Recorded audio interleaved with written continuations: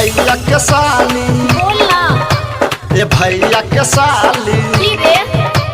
ए भैया के साली बोला ए भैया के साली गोरे गोरे गाल तनी चुमे दहो गोरे गोरे गाल तनी चुमे दहो ए भैया के साली चल हट ए भैया के साली की रे ए भैया के साली मजा मार दहो ए भैया के साली मजा मार दहो ए भैया के साली मजा मार दहो ए भैया के साली मजा मार दहो गोरे गोरे गाल तनी चुमे दहो गोरे गोरे गाल तनी चुमे दहो ए भैया के साली बोला ए भैया के साली की रे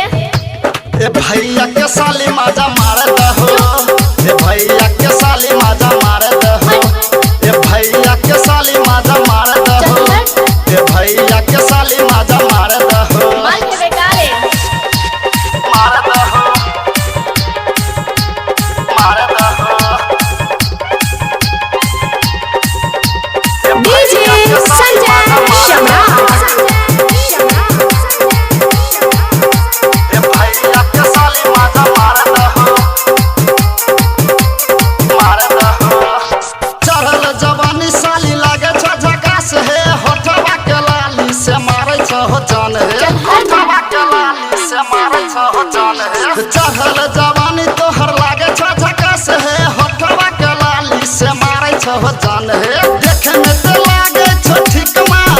हाय देखे में ते लागे छ ठीक माल ए भैया के साली बोला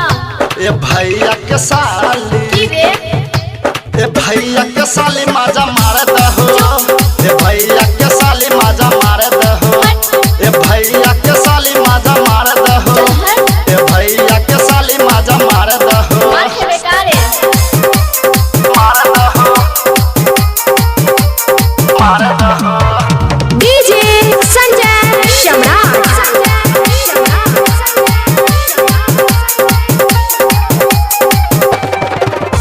राइटर भूमा न कहे छ साली सुमित के ताने चिखाई दाना छाली सुमित के ताने चिखाई दाना छाली राइटर भूमा न कहे छ साली सुमित के ताने चिखाई दाना छाली अब नहीं हमरा त पाबो प्यारी अब नहीं हमरा त पाबो प्यारी ए भैया के साली बोला ए भैया के साली की रे ए भैया के साली मजा मार दहो ए भैया